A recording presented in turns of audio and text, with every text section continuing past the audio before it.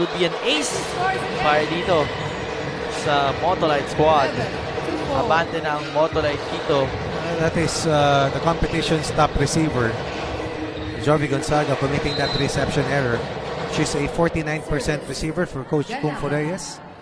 Instead, they will be down by 7 right now. Their largest deficit dito sa ating unang set. Sarah Jane Gonzalez chooses Tobino. Coverage from Iris. Tots goes to Myla. Sa kabilang panig, they go up to Ging. Layog under that ball, giving a free point para dito sa Pacific Town Army. Up by 6 pa din ang Motolite.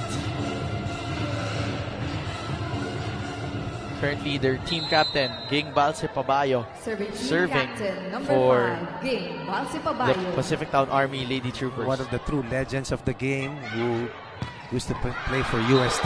Pablo, Some years back. angle. Good first ball.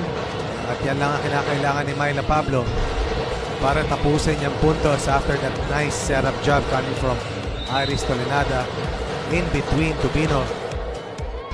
And I believe that was Gonzaga. Iris Tolenada. Tolenada overcooks that serve.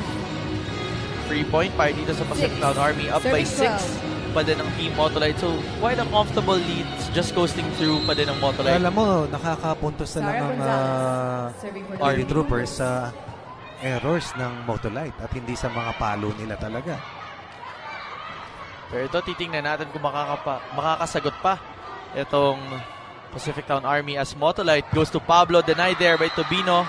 But that's a block out.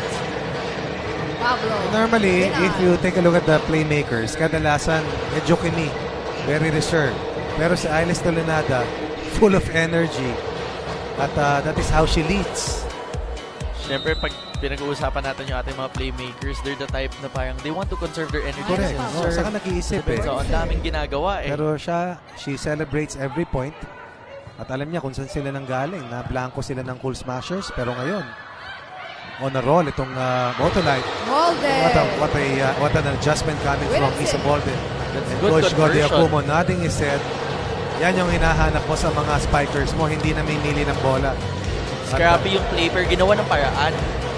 Ito yung sinasabi natin, unti-unti nagkakaamuyan yung setter at yung kanyang mga spikers. As we see Coach Godi Okumo discussing with Coach Erpada, and they keep mentioning that it's always a partnership no matter what, whoever is written as the head coach there. But back there, from the Pablo, back from row, the back. soaring and scoring is Myla Pablo. I'd like to call that tandem coaching between Coach Erpada and Coach Godi Pacific Okumo. Town Army, 16 Myla out, Pablo 7. Yope. In. Shows us that she is close to 100%. Used to be the franchise player for the Lady Warriors. Right now, Service. will try to push this team to the semis after missing out the Final Four dun sa nakalipas na unang conference ng inyong paboritong PDL. And back to the ball game, Nunag puts it up for Tobino. Binarag sa kabilang panig naman, inangat ni Tolenada papunta kay Molde. Coverage was there on the side of Army. On the other side, Gonzaga. Double tap there for Layog. Estañero goes to Molde. But then an illegal back row attack. Legal attack. An illegal attack will be called against Estañero and Molde dahil tumalon si Isa noong sinet ni Ayel beyond the line. Yun ang minotion ng ating first referee, yung libero. Ooh! Service out. And it's about the finishing of that last move. Pero ito, outside, yung serve doon ni Tubino, kaya libreng puntos para sa Motolite. Magbabalik po kami dito sa PVL. Back here inside the San Juan Arena as we see the Pacific Town Army Lady Troopers led by Coach Kung Fu Reyes being given steady reminders dahil lumobo na sa 9 na puntos ang abante dito ng Team Motolite. Right. It was 8-4 after the first technical timeout. And then, pagdating sa second technical timeout, 8-3 run. Pinakawalan ng Motolite. Up by 4 after the first 12 points. Now, they are with a commanding 9-point bulge after the first 23 points. Looking strong, looking good, looking extremely confident. At itong nagagawa ng mga maagang panalo naniniwala sa isa't isa, tumitibay ang tiwala. Serving for Motolite. They are out Number here to 3, win against yung mga teams na o team na wala sa ilalim, against a team that has a winning record. This is their first attempt. At susubok manalo laban sa Lady Troopers for Off the the first block. time this year. Tulad Gutierrez. nga sabi mo, Coach, kanina, ibababa pa yung mga teams na nakadikit sa kanila para they get that separation. Mabuti nang makapuhunan ng maaga dahil 4 lang yung papasok sa siyam ng mga teams na mayroon tayo. Eliza Tiope. They will play a total of Serving 8 for games in the Pacific first Town round, another set Army. of 8 games in the second round. So kung dun sa nakalipas na PVL Reinforced Conference, Ganaba 10 laban lamang, of the hands of bawat Balsi team Babayo. dito, 16. But back to the ball game. 17 points na, Coach, ang or 70-8 na ang abante dito ng Team Motolite. That gives him that comfortable Carlos. 9-point cushion. Serving for Motolite. As we see Tots Carlos serving for Motolite. Ganaban has really earned the trust of Iris Tolenada. Time and again, meron silang connection. At dahil sa maayos ang kanilang depensa, nahanap Ball ni is out. Tolenada yung kanyang middle hitter. 2-8. Another attack error para kila Jovi Gonzaga. 10-point deficit. What I find interesting about that Ganaban connection is kung titignan mo yung speed of Carlos. Quick, iba yung tempo. Saka iba yung palo. Iba yung Oo. palo May Iba. konting run There's a short run that Ai does Service before she out. hits that ball, but there's connection. Iba yung present buwelo. there. At saka hinahanap talaga siya. Ulitin natin ito. Mamaya makikita natin yung tamang bilang. Substitution. Kung ilan sa Pacific mga Town puntos Army, 19 ng out, 9. Bicap. Lady In. Troopers yung galing sa unforced errors lamang ng Motolite.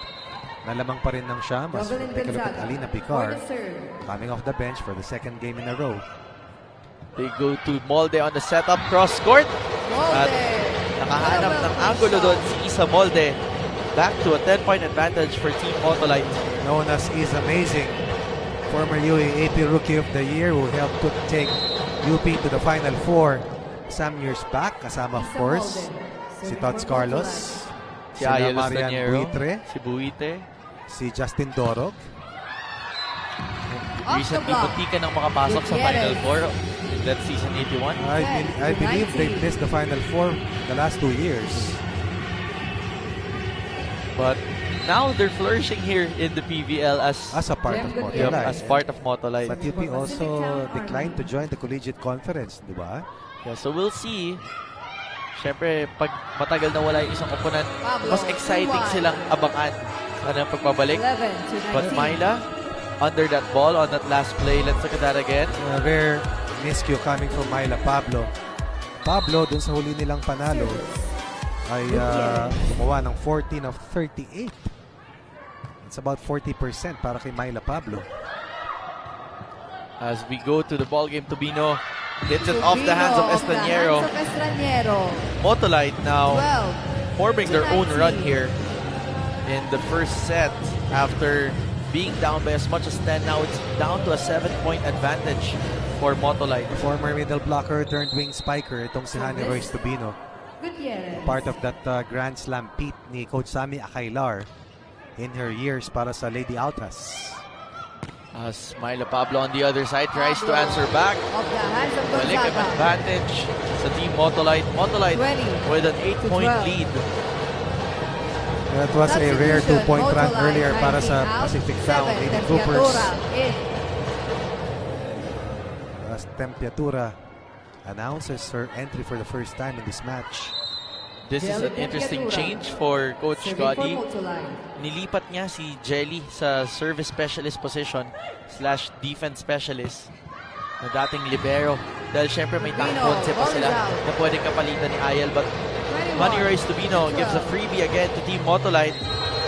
So Jelly continues to serve, but Coach Kung Fu calls time out. So let's listen in. Timeout. Pacific Town Army. Maano yung bola mo, mababagal o mabilis? Bababa o mataas? I-adjust nyo lang ng i-adjust. Wala na ha. Tapos, Jem, mag-focus ka dun sa laro. Na-deflect ni Job ang bola, nakatingin ka na agad sa labas, ang bola umaangat pa. Ibig sabihin, hindi ka nakakonsentrate sa game. Hindi naman kayo tinatawag eyes on the prize lagi. Ano yun yung bola? Kailangan natin kumuha ng puntos. At least, iangat natin yung bola natin. First ball ang hinahanap dito ni Coach Kung Fu Reyes para sa Pacific Town Army Lady Troopers. Dahil yun ang nakikitang problema mula sa angulo niya. Sa kabilang panig naman, Motolite remaining to be steady here at the first set with a 9-point advantage. Jelly on the serve. They go up to Ging Balse. Tempiatura was there. Inangat para kay Tots Carlos back row. Popped up by Jovi Gonzaga. On the other side, Honey Royce Tubino gets a check. Tubino. Unti-unti nag-iinit si Honey Royce Tubino. Serving 21. Tubino ay 10-point scorer sa huli nilang pagkatalo. Nearly 12 points per match for Team a captain. former NCAA Balse MVP. Papay. Serving for A Army. multiple V-League champion itong si Tubino as well. Pablo with a well-played shot.